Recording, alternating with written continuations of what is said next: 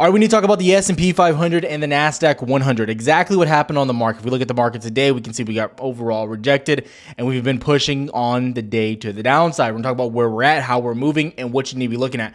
I made this video especially a little bit late today, so we can go over some of these earnings, everything happening in between. There's a lot of big stuff, some of the option flow as well, and everything in between, so you are ready to trade. There's very big news coming in the beginning of next week as well that is going to shape this economy and the movement going forward, most likely for the next 3 to 4 weeks, that we need to talk about as well. Before we get into that content, I ask you to do two things: like and subscribe. Every single day I'm making videos for you so you are prepared and you're never missing a beat. Let's talk about it. Now, as we went into today, the first thing we need to talk about on the day was overall GDP. And GDP was interesting to say the least.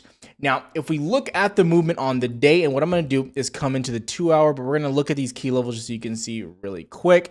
This level I have at 11.7 area up here, but I want to just talk about where we're at. And we're going to go to about the actually 15-minute chart real quick to look here. Now, when we're looking at the 15-minute chart, it's just going to be a better visual of what's happening throughout the day and overall where we are. And this is the Nasdaq, if you will. I'm just going to highlight a few bullet points here as well when we're going in here. So we're going to actually just highlight the market open, give or take about right here, and then market close as well. We're just going to come really quick.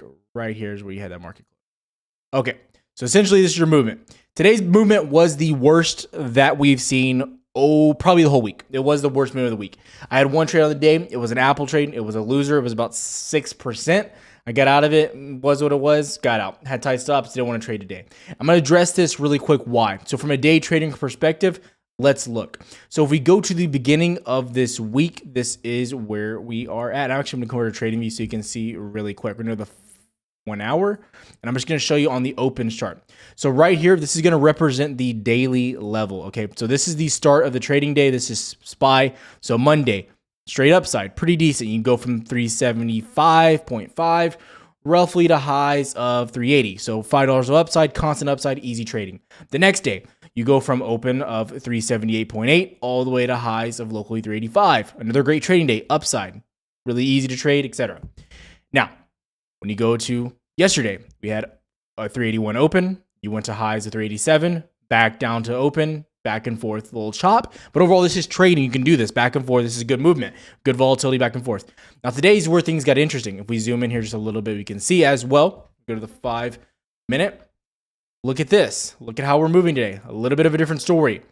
Had some immediate upside to downside, back to upside, back down. Now, obviously, you're going to notice a few things here. There was no key supply and demand areas going on here. There was no real trading information going on here, as well as this overall trend where you're trading on the day. Highs of 384, lows of 380 basically, okay? So you're a $5 range, basically 2.5 to the upside, 2.5 to the downside. This is not optimal trading for me.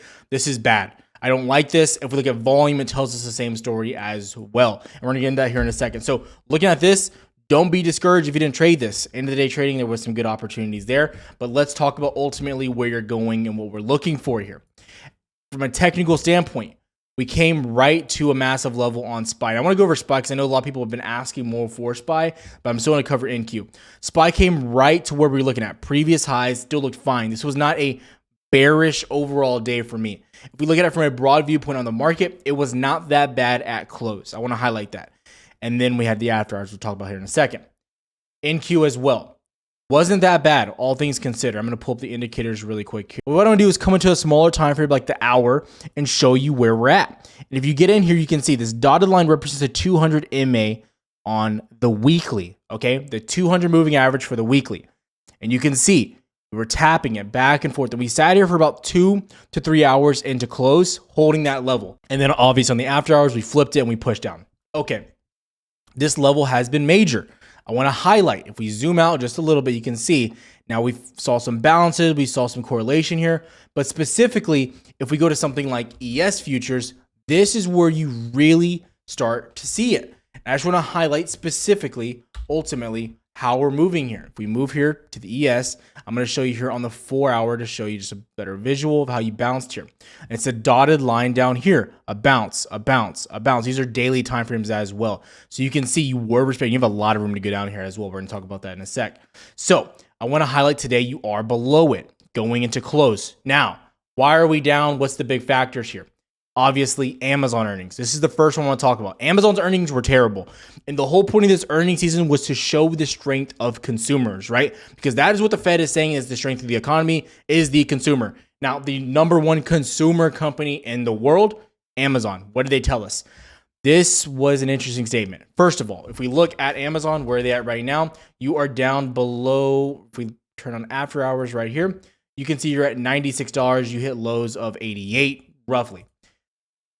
Basically, they missed on earnings overall. The only highlight, the only way they were able to pull in any profit of sorts was based on their operating income coming from AWS. That's it. That's the only thing that brought them profit right here. AWS. Everything else was negative, didn't bring in anything, was overall bad.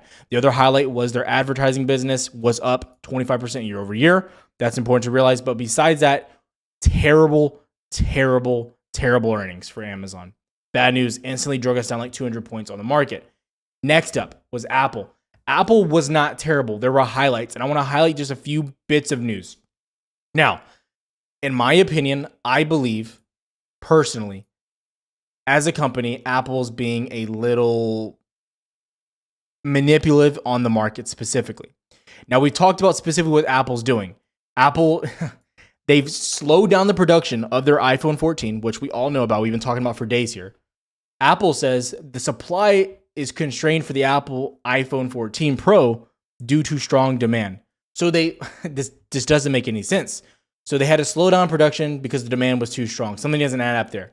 Next up, the big thing, the good news here, in my opinion, you're seeing it move really strong in the after hours right now, is paid subscriptions are up to 900 million. That's great. And it's overall up double from 3 years ago. So they're showing growth in that even with a weak economy right now. Now, what do they expect to happen as a company? Apple never gives forward guidance. They have not done it this whole entire year going all the way back to January. You can go look. They have not done it, right? Now, they decide to do it this time, which is really interesting. Maybe it's to highlight some of the good news that's coming out. Maybe I don't want to be too pessimistic or too tinfoil hat, right? But what are they showing?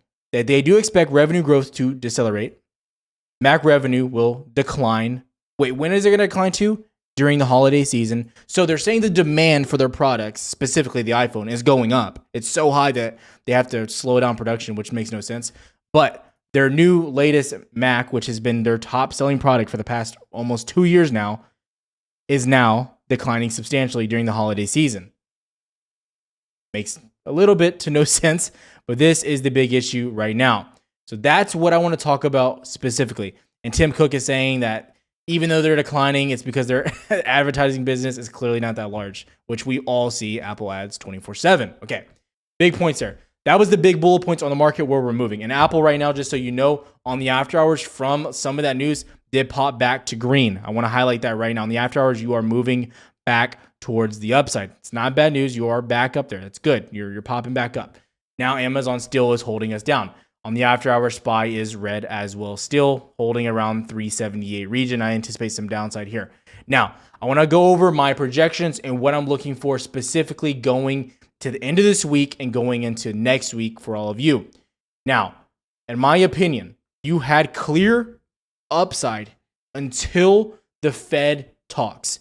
What is the Fed going to be discussing? The Fed's going to be discussing a few things, but most of all, we're going to get our answers about this quote-unquote Fed pivot. Okay, so if we look at the SPY, despite SPY having quite possibly, some of the worst earnings that we've ever had on majority of these names, we are still green over the past 2 weeks. Still pushing up. This week specifically, we've had terrible earnings. We've had Meta, we've had Google, we've had some big bad ones. It's now Amazon, right? And overall, we're still green on the week. I want to highlight though, you are not out of danger. And the grass that is holding us right now is heavily this idea that the Fed has pivoted, which is stemming from a Wall Street Journal article, which is bizarre to me. That's what's holding us afloat right now. We're still rejecting at supplies. We're still rejecting not making higher highs. If we look at the broad scale chart, when we look in here, let's just look really quick, zoom out on the chart, really look at what we're doing here. The more you zoom, the more you'll realize we are still in the downtrend we've been talking about. And you actually hit the top of the trend we've been discussing here that we've been using on TrendSpider. Just this is all AI. I don't do any of this. This is what it's formulating for us and getting rejected now. Okay, I want to highlight that. We zoom out more, you can still see you have tons of more room to go hypothetically to make it to the top of the trend up here.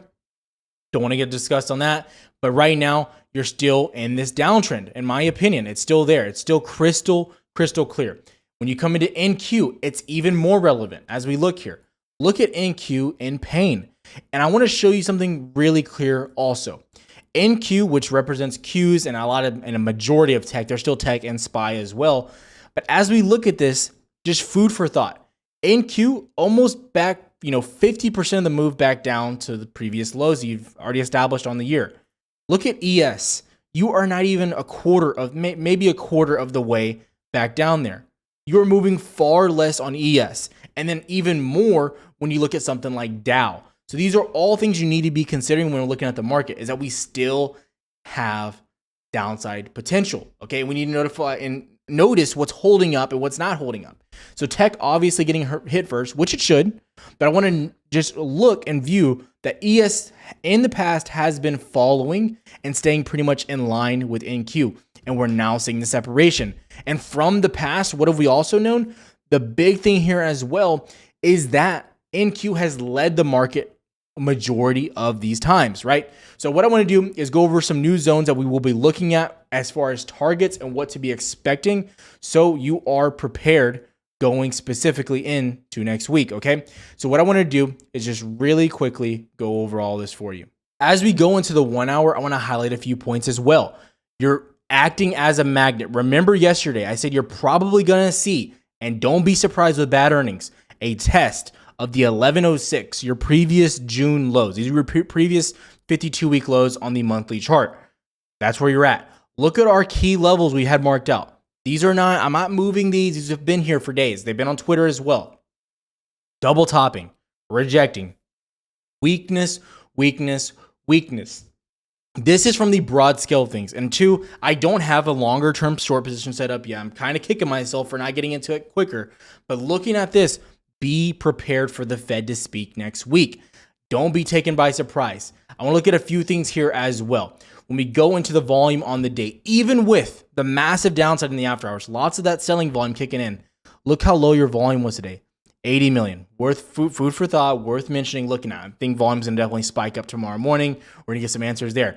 But I anticipate volume to be stale, to be stagnant going into next week, okay? Most of the volume, majority of the volume will come in during the Fed meeting, going over the interest rate decision and what they're going to be doing going forward. I want to make that known as well. Also, going into options, what we're discussing here, we saw more aggressive puts coming on the book, specifically on SPY.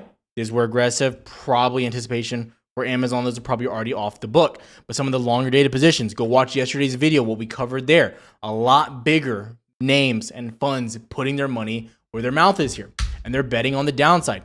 Q specifically, a lot more bearish here. A lot of big money pushing on these Qs for the downside. Big concern here as well. Going into VIX, VIX has been a big question mark. You're seeing more calls coming in here as well. As we look here, going into something like VIX as well, I want to highlight, as we look at these, you are still pushing to the downside, right?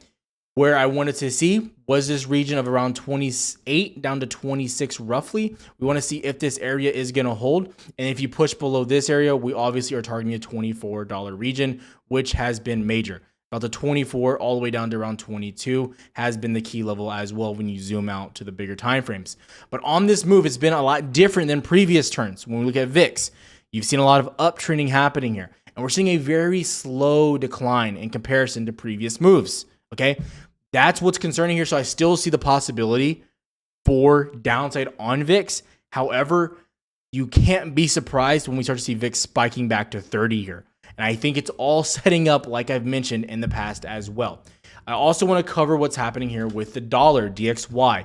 As we look at the dollar chart, again, these are all on Twitter as well. I try to make as much free content as I can for everyone here. What did I say yesterday? And I marked it on Twitter. I'm going to highlight it here for you. I like to do this, not to say that I'm right, not to say to rub anyone's face. I like to show people because there's some proof to what's going on here and what we're talking about, right? It's not just drawing lines on charts, right? This was the level. I marked it out yesterday. right here. Actually, yesterday, right here, 10 a.m., going into the DXY chart now, double bottoming, bouncing out of this area, finding support. This is what we wanted. This is what we were looking for. This pointed to the market pushing down as well, right? These are the signs we're looking for. Looking at yields, right? Where are they at? You actually started to break below 4% on the day. This was beneficial for the market, actually. If yields can actually continue to drop, you may convince me that there might be a bounce in the future and actually get some type of continuation bounce. But what I want to highlight again, like I mentioned the other day, is the most important. The inversion chart. This has been one of the most stable, one of the biggest indicators for movement on the market, specifically for downside pressure. This has been your higher low trend that you have been forming on the US 10 versus 30-year yields. And as you can see, you've been following this for almost 2 years now. As we look here, you're coming down quickly to test this once again. We have been bouncing here majority of the time. You're still almost at 96% inverted. So this still tells us inflation is a major issue and it's not going anywhere. It has been going down. We do expect it to bounce back up until we see something change in the market. And I definitely think the Fed will have an impact on this as well. That's my viewpoint right now. Now, again, going into tomorrow, what would I be looking at? What would I keep my eyes open for? I want to see, one, how do we open up specifically in the pre-market? How do we start coming into about 8 a.m., 30 minutes before market open? Where's Apple at? Right now, Apple continues to look good. It's 146 trying to bounce.